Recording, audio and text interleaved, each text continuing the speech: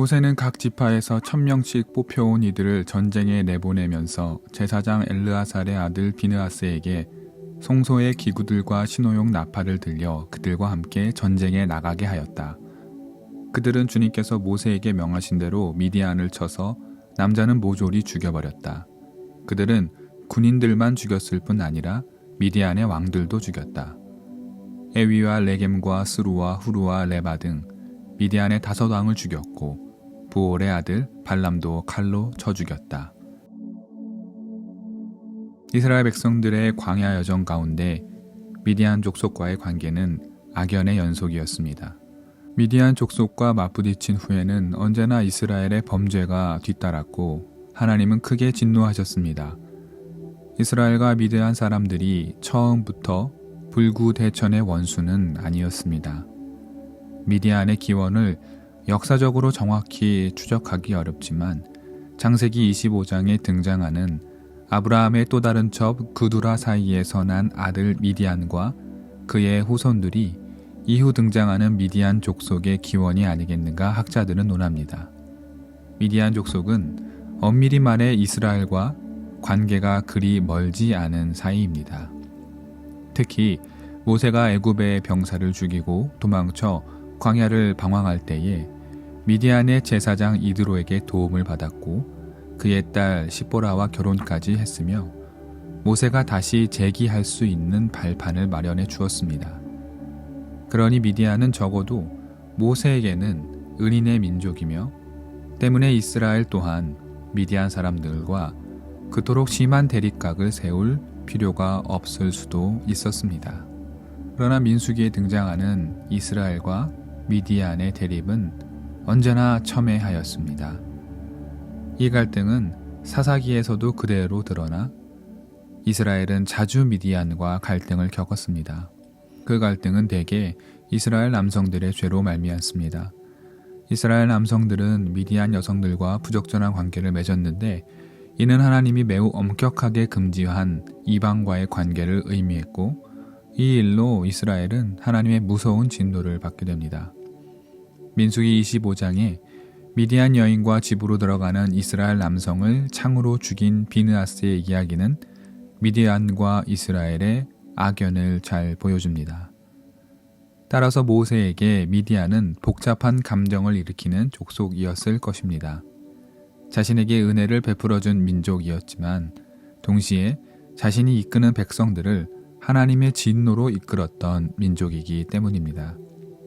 모세는 인간적으로는 자신의 아내 시보라의 고향이자 동양 사람들 미디안에 대한 마음이 없지 않았겠으나 그 미디안을 경계하라는 하나님의 준엄하신 명령을 또한 거역할 수 없었습니다. 모세는 그러나 자신의 인간적 관계를 하나님의 뜻 앞에 두지 않았습니다. 모세는 자신의 백성들에게 단호히 미디안을 경계할 것을 주문했고 그들과 전투 또한 불사했습니다. 이는 미디안이 모세와 이스라엘 백성들에게 절대적 악이기 때문이 아닙니다. 미디안 족속은 악한 사람들이 아닙니다. 이스라엘이 미디안을 경계했던 이유는 하나님이 그와의 관계를 금하셨기 때문입니다. 이것이 구약 읽기의 어려움이자 유의점이기도 합니다. 오늘 본문은 물론 구약의 다른 문헌들을 보면 현대인의 시각으로 도저히 받아들이기 어려운 윤리적 딜레마들이 있습니다. 가령 오늘 본문 같은 경우 미디안 사람은 물론 여인들까지 모두 죽이라는 납득하기 어려운 주문을 하는 장면이 나옵니다. 우리가 구약을 읽으며 여러 차례 말씀을 나누었듯 이 문헌 속 이야기들은 명백히 단순하고 실증적 역사 내지는 사실로서의 문헌으로 읽으면 많은 부분에서 충돌과 이해의 어려움이 발생합니다. 구약의 문헌은 역사성의 뿌리 내린 신화적 문헌이자 하나님의 뜻과 그 뜻을 듣고 이해한 사람들의 생각 그리고 오랜 시간을 걸친 편집과 해석의 과정을 거친 문헌임을 인지하여야 합니다. 따라서 우리는 본문에 등장한 선명한 대립구조 및 때론 섬뜩한 명령을 읽는 것에 그치는 것이 아니라 그 행간에 담긴 의미와 오늘날 우리의 역사와 우리의 윤리에 잇대기 위하여 많은 그리고 부단한 해석학적 노력이 필요한 것입니다. 다시 본문으로 돌아가겠습니다. 미디안 여인들과 이스라엘 남자들의 부적절한 관계로 하나님은 진노했고 이스라엘은 그 진노를 받았습니다. 많은 사람이 죽었습니다. 이 사건은 출애굽 9세대들이 범해버린 씻을 수 없는 실수이자 죄의 그 자체였습니다. 9세대의 죄악은 출애굽 신세대, 그러니까 두 번째 인구조사 이전 백성들에게는 수치의 기억이었을 것입니다. 자신들의 부모 세대의 잘못으로 무수한 사람들이 다 죽고 하나님의 사람들인 자신들이 미디안에게 패배한 기억으로만 남았으니 말입니다. 모세 또한 미디안으로 말미암았던 패배의 기억과 하나님의 진노를 생생하게 기억하고 있었습니다.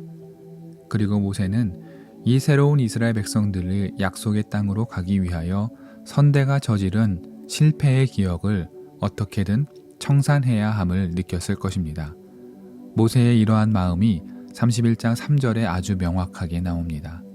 3절의 말입니다. 모세가 백성에게 말하였다. 당신들 가운데서 전쟁에 나갈 사람들을 무장시키시오. 미디안을 쳐서 미디안에 대한 주님의 원수를 갚아야 하오. 모세는 미디안에 대한 주님의 원수라고 말합니다. 앞서 말했듯 미디안이 단지 악한 존재들이기 때문에 주님의 원수가 아닙니다. 주님의 분노는 분명히 금하셨던 이방 여인들과의 부적절한 관계에 대한 분노, 자신이 택하신 자신의 백성들이 그 뜻을 어겼다는 것에 대한 진노입니다. 모세의 명령을 따른 새로운 세대는 전쟁에서 승리합니다. 이 젊은 세대의 승리는 완벽했지만 한 가지 결정하지 못한 사항이 있었습니다. 바로 여자들과 어린 아이들을 포로로 살려두었기 때문입니다. 모세는 이를 보자마자 불같이 화를 내며 왜 이들을 살려두었냐고 외칩니다. 오늘의 관점으로는 모세의 이 같은 분노가 지나쳐 보입니다. 아무리 포로라 하지만 여자와 남자 아이들을 죽이라고 명하는 것은 받아들이기 어렵습니다. 우리는 다시 한번 민수기의 이야기 속의 역사성이 신화적 세계 그리고 은유의 세계에 기반하고 있음을 명심해야 합니다. 이야기의 표면을 곧바로 현대적 사실관계로 보아서는 안 됩니다. 그렇다면 그 안에 담긴 하나님의 뜻을 왜곡할 수 있기 때문입니다. 모세의 명령은 구세대의 잘못을 신세대가 동일하게 범할 것에 대한 두려움이었습니다. 모세는 출애굽 신세대에게 단호한 가르침을 통해 과거의 잘못과 결별할 것을 명령한 것입니다. 다행히 출애굽 신세대는 모세의 명령을 충실하게 따랐습니다. 하나님의 진노는 나타나지 않았습니다. 이 차이가 9세대는 약속의 땅을 받지 못하고 광야에서 죽음을, 반대로 신세대는 약속의 땅에서 새로운 시작을 하게 한 중대한 차이였습니다. 우리는 언제나 새로운 시작을 꿈꿉니다. 그러나 지나간 일에 대한 철저한 반성과 앞으로 같은 잘못을 범하지 않겠다는 각고의 노력이 없다면 미래의 길은 그저 꿈과 환상에 불과할 것입니다. 모세는 하나님이 금하셨기에 미디안과의 과거를 버렸고 출애굽 신세대는 과거 자신의 조상들이 저질렀던 실수를 인정하고 그들의 행동을 고쳤을 때에 비로소 새로운 시작을 할 수 있었던 것입니다. 오늘 본문은 여러모로 이해하기 쉽지 않습니다.